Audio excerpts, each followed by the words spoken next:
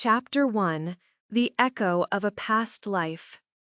The moment Silas, my adoptive father, placed the old rotary phone back in its cradle, a strange stillness settled over me.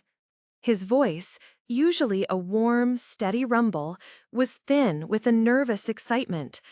"Elara, I've called the Valerius family. If everything goes as it should, they'll be coming for you soon. You'll be the young lady of the Valerius estate then. No more suffering with us." His words didn't bring joy. They brought a chilling wave of déjà vu, so potent it felt like stepping into a phantom body, a ghost of a life already lived.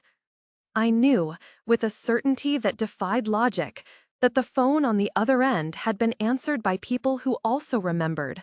They had been reborn, just like me. And they would not come.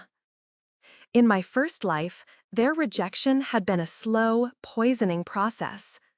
They suspected me when the fake daughter, Seraphina, took a theatrical tumble down the grand staircase, conveniently disfiguring her angelic face.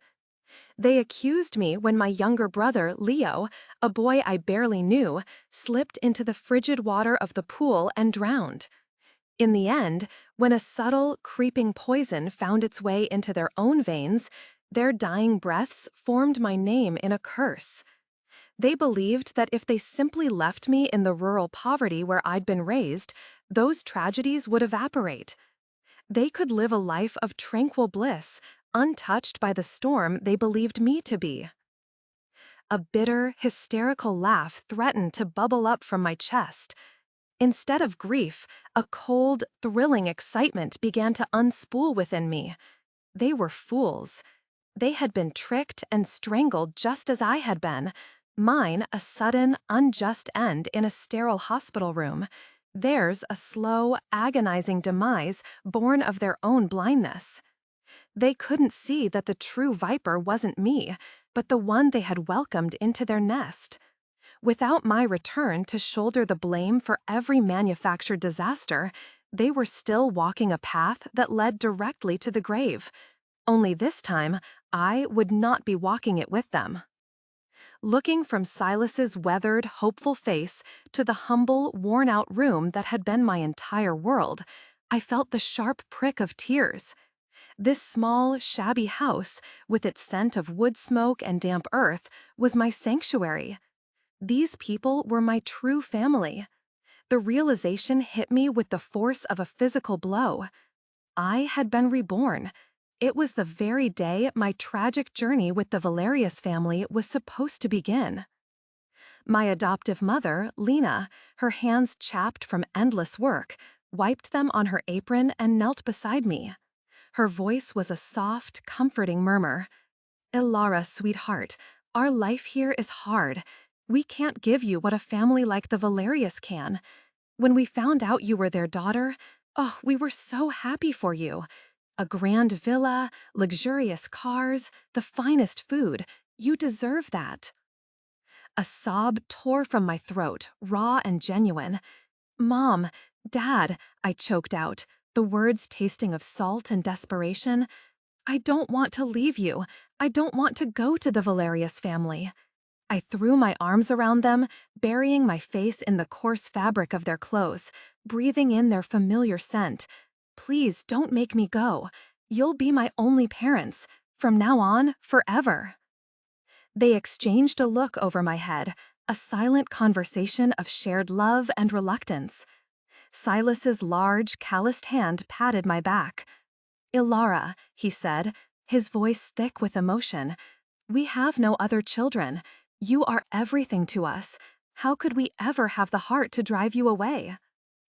"If you truly don't want to go," Lena added, her eyes shimmering with unshed tears, "then we won't force you either.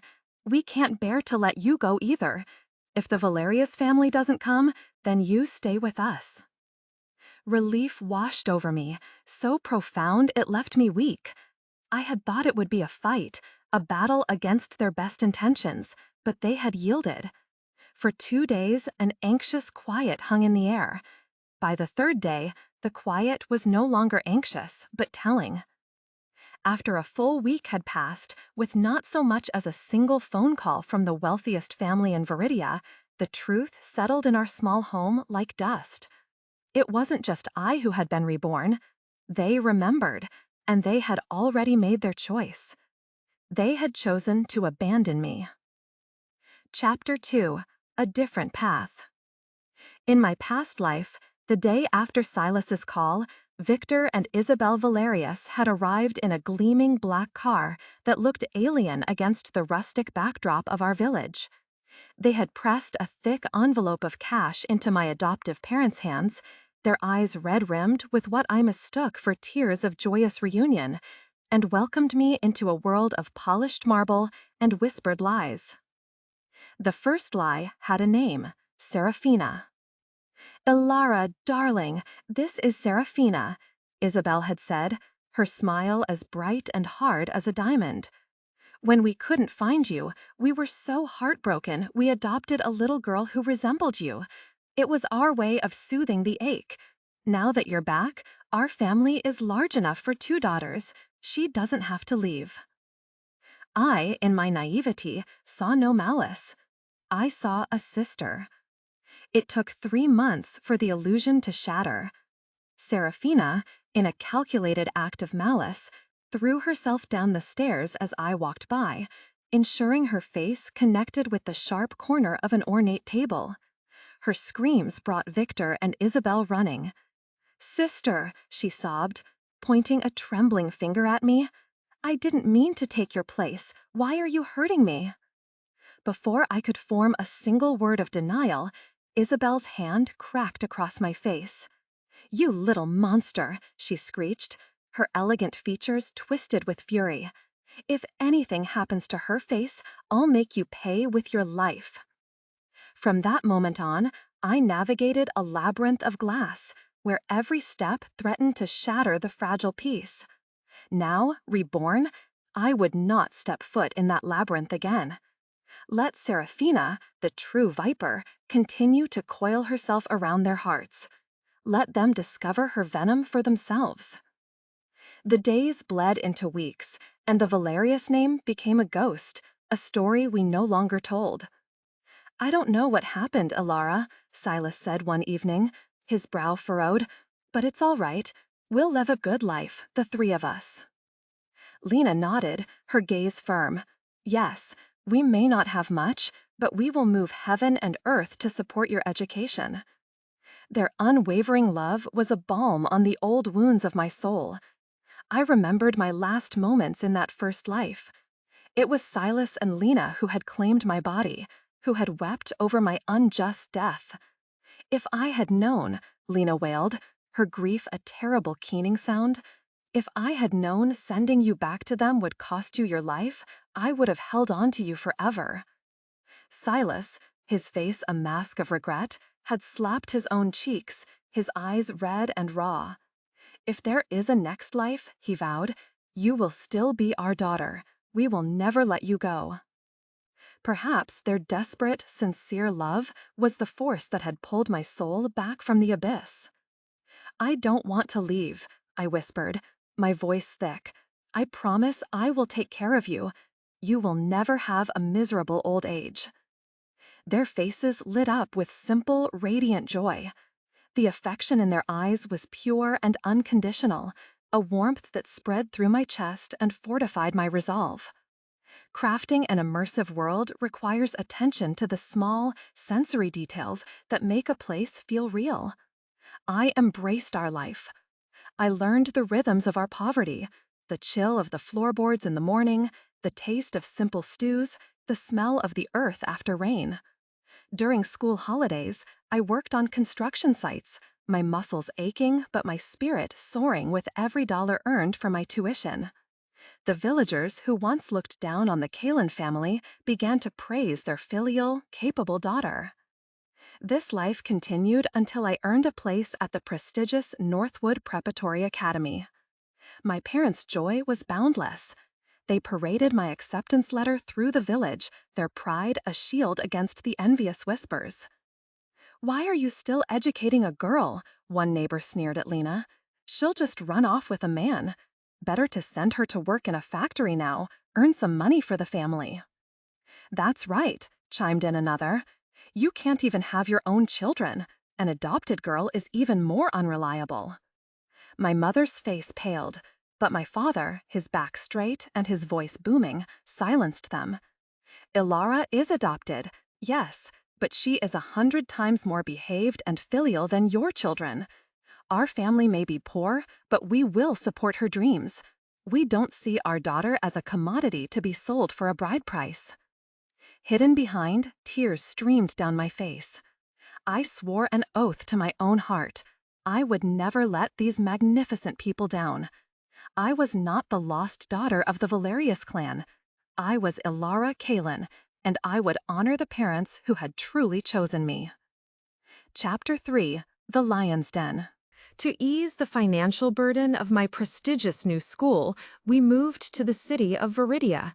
Silas set up a small shoe repair stall on a bustling street corner, the scent of leather and polish clinging to him. Lena found work washing dishes in a small restaurant.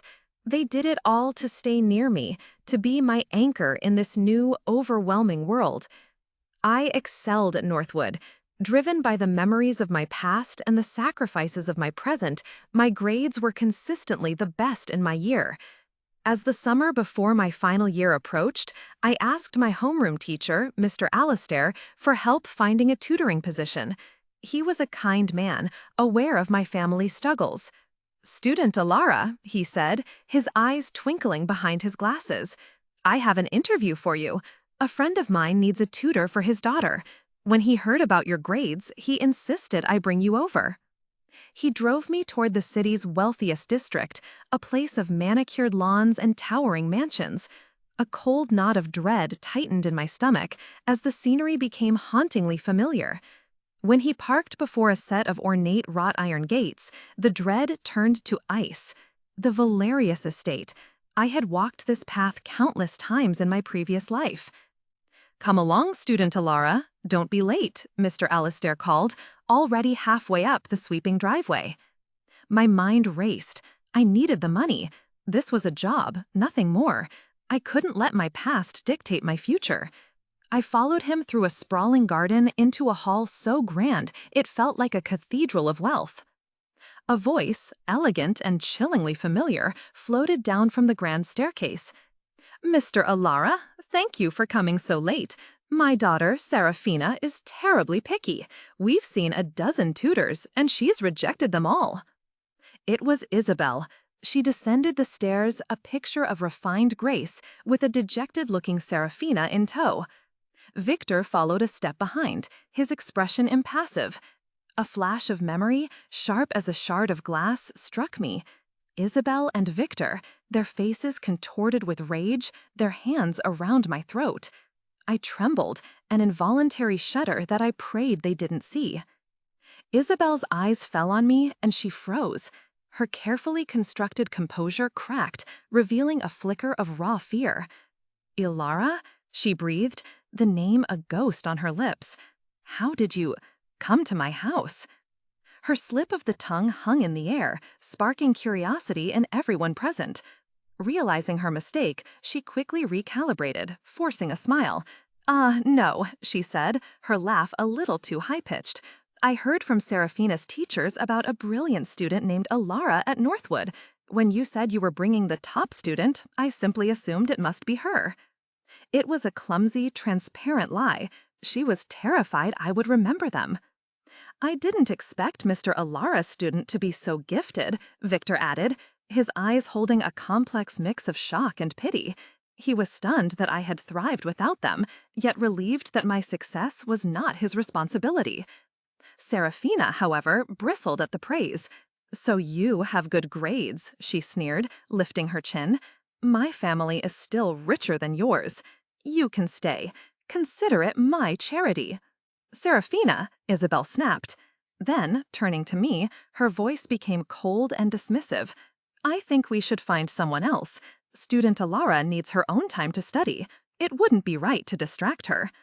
She wanted me gone. She feared my very presence would resurrect the past. But I needed this job. In a revenge story, it is crucial to balance the character's motivation with their emotional depth, exploring internal conflicts and the psychological toll of their quest. To succeed, I had to secure my place inside their walls. I forced my eyes to well with tears, my voice to tremble. "Madam," I pleaded, "my parents work so hard for so little. I desperately need this job. I promise I will manage my time. Please hire me." My performance moved Seraphina. "Oh, Mother, look how pitiful she is," she said, a strange mix of pity and pride in her voice. "Let's choose her. Think of it as a donation." Isabel looked to Victor for support, but he remained silent. Mr. Allister also spoke up for me, recounting her hardships. A flash of pain, or perhaps guilt, crossed Isabel's face before it was replaced by a mask of cold authority. "Fine," she relented, her voice sharp, "but you will abide by our rules. Do not go where you are not supposed to. Do not ask about things that do not concern you.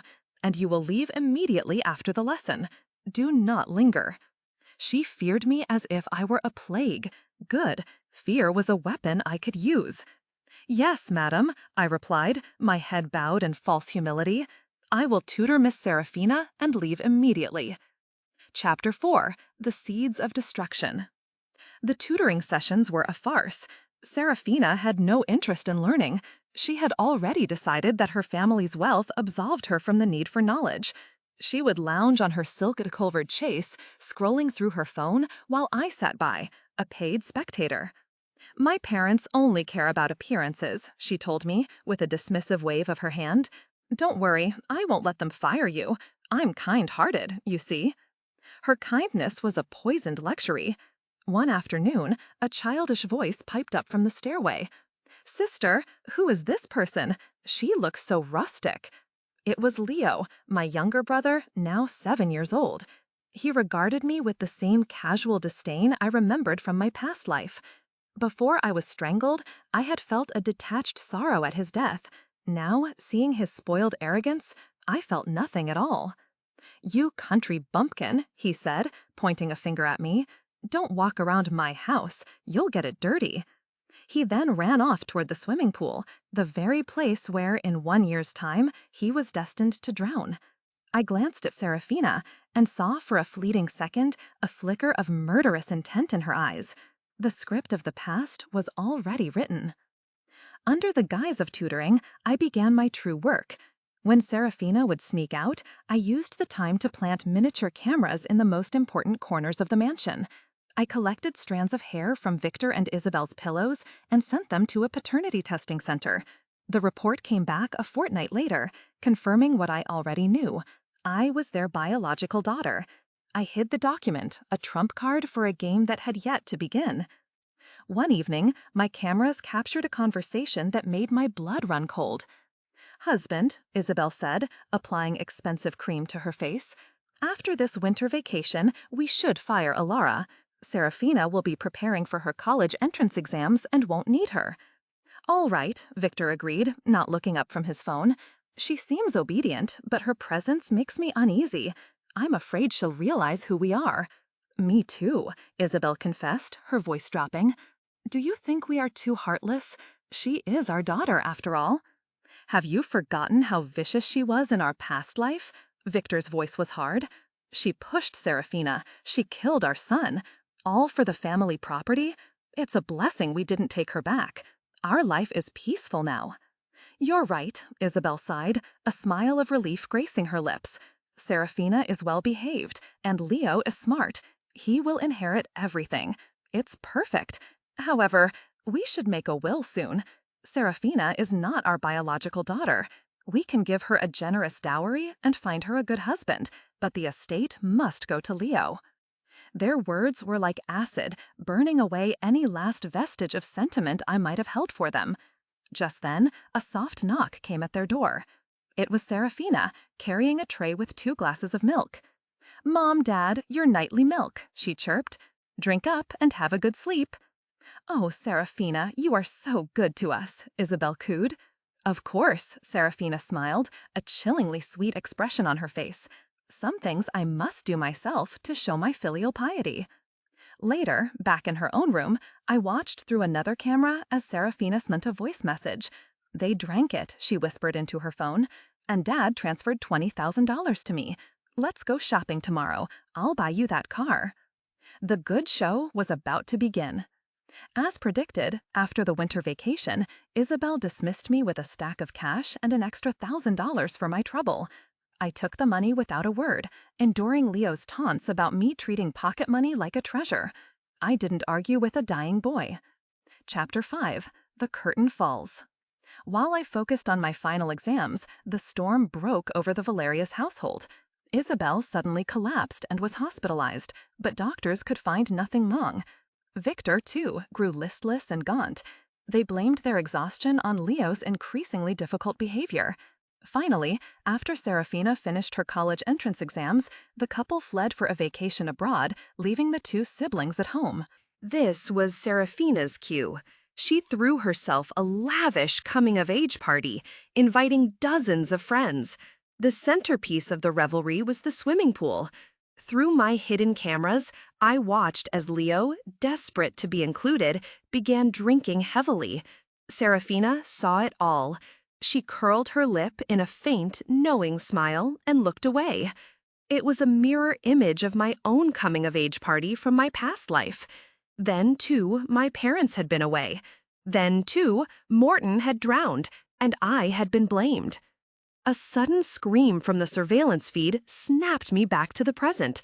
Someone's drowning. A small figure was floating face down in the deep end. Seraphina rushed to the poolside, her face a mask of theatrical horror. "My brother! Save him! I can't find him! How could he fall in?" By the time they pulled Leo from the water, it was too late. He was gone. When Victor and Isabel returned, the news shattered them. Isabel fainted on the spot. Victor, staggering, collapsed onto a sofa. In the chaos, Seraphina played the part of the grieving sister perfectly. After Leo's funeral, a heavy, silent grief settled over the mansion. Then, one day, a sliver of doubt pierced Isabel's sorrow. "Victor," she whispered, her eyes wide with a dawning horror. "Leo died, but Elara wasn't here this time." Victor stared at her, stunned. "You're right. In the past life, it was Elara who killed him, but she never came back. Could the real murderer not have been Elara?" The implications crashed down on them. If they were wrong about Leo, were they wrong about Seraphina's fall? Were they wrong about everything? "The poison," Isabel gasped, her face ashen. "If the past is still unfolding, we're next. The milk. Seraphina's milk." She tried to stand, but her legs gave out. "Victor, I can't move. It's the same feeling as before." He, too, tried to rise and fell back onto the bed. "My wife, we wronged Elara. We pushed our own child away to suffer. And for what? For a lie." "I deserve to die," Isabel sobbed. "I kept a viper by my side and let my own daughter fend for herself in poverty. I am not human." At that moment, the bedroom door opened. Seraphina stood there, no longer the doting daughter, but a triumphant predator. With her were two strangers, her real parents. "An adopted daughter is still a daughter, isn't she?" Seraphina sneered. "Or was I just a placeholder to be discarded with a little money once your precious son was grown? You were going to leave everything to him." You killed my son?" Victor choked out. "We treated you so well." "You snatched me from my parents," she spat back. "And for what? To be your emotional support animal? When you die, the entire Valerius fortune will be mine. Why would I share?" Her parents began to work, closing the windows and lighting a charcoal brazier, expertly staging a suicide scene. Victor and Isabel cursed and begged, their voices growing weaker, until they were finally silenced, their eyes wide open in death, staring at the horror they had nurtured. The next day, I arrived with Silas, Lena, and a few friends who were popular online streamers. Holding a freshly redone paternity test, I led our entourage into the villa, the live broadcast already running. We're here for my friend's reunion with her long-lost parents, the streamer announced cheerfully. Seraphina and her parents froze, their faces paling in panic. The bodies were still in the bedroom. Where are my parents? I demanded, waving the report. They told me to come for the recognition ceremony today. I pushed past her, heading for the master bedroom. Stop, you're a liar. That report is fake, she shrieked, but it was too late. I threw open the door. The acrid smell of charcoal filled the air. I let out a piercing scream of faint horror. Dad, Mom, what happened to you? The live feed was quickly cut. The police and ambulance were called. As chaos erupted, I slipped the camera from that room into my pocket. Seraphina and her parents were apprehended. As they tried to flee, their story was flimsy, and under interrogation, they confessed to everything: the poison, the drowning, the entire conspiracy. They were all sentenced to death. With my identity confirmed by a new DNA test, I inherited everything. The Valerius dynasty was now mine. 6 months later, I stood on the balcony of a sprawling penthouse overlooking the Viridia River. I had sold the cursed villa and moved my parents into a beautiful apartment in the city center, right next to mine. They had made one last trip to their old village, not out of nostalgia, but out of triumph. They returned to the city, their pride satisfied, and settled into a quiet, comfortable life, understanding the danger of flaunting wealth. My life, which had begun in hardship, had been exchanged for power and fortune. The scales were balanced. My real life, the one I had earned, had just begun. The end.